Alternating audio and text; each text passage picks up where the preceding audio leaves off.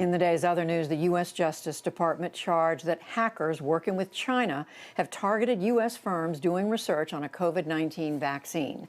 2 Chinese nationals were indicted as part of a broader scheme going back 10 years. They are also accused of stealing weapons designs, drug information, and even Chinese dissidents.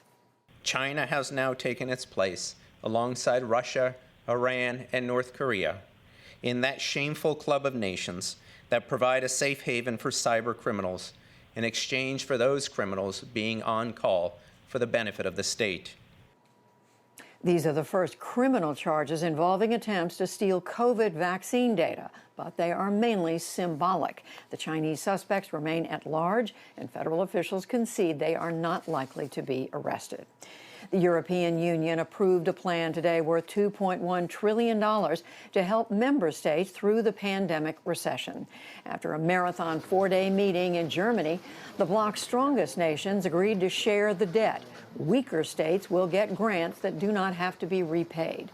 The package must still be ratified by all 27 EU members.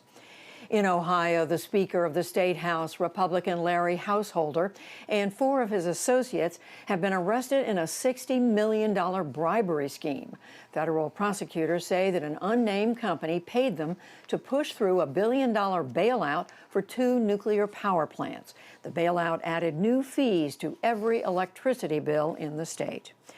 President Trump's threat to send federal agents to Chicago and other cities is still reverberating tonight. He says big cities with Democratic mayors have let protests turn violent. And Acting Secretary of Homeland Security Chad Wolf vowed today that, quote, "we will not retreat." But New York Mayor Bill de Blasio said the city will fight back if it comes to that. This president blusters and bluffs and says he's going to do things, and they never materialize on a regular basis. So first, we should not overrate his statements. They are so often not true. Second, if he tried to do it, it would only create more problems. It would backfire. It wouldn't make us safer, and we would immediately take action in court to stop it. Federal agents are already in Portland, Oregon, and last night they fired tear gas at protesters who pulled down fencing at the federal courthouse. Meanwhile, the U.S. House of Representatives approved a defense policy bill that would drop Confederate names from military bases. President Trump has threatened a veto over that provision. The president is also trying to block the 2020 census from counting people who are in the U.S. illegally. He signed a memorandum today that says they should be excluded. The U.S. Supreme Court already blocked efforts to add a citizenship question to the census. Opponents of today's move say that they will go to court again. The Democratic presidential nominee-to-be, Joe Biden, has rolled out another big piece of his economic recovery plan. He called today for spending $775 billion over 10 years on elderly care, preschool programs, and other priorities. He said that it would create 3 million jobs and that President Trump has no plan of his own.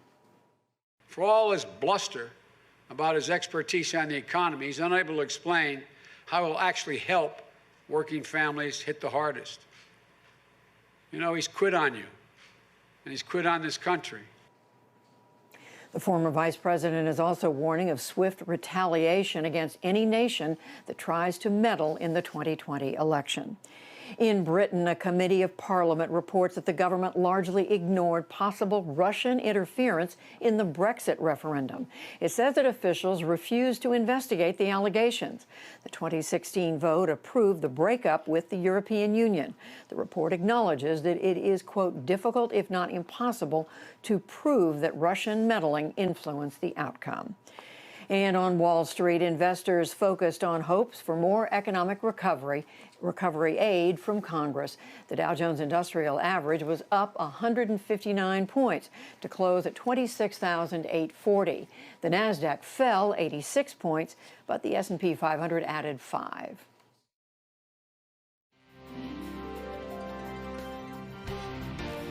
This is the PBS NewsHour from WETA Studios in Washington and in the West from the Walter Cronkite School of Journalism at Arizona State University.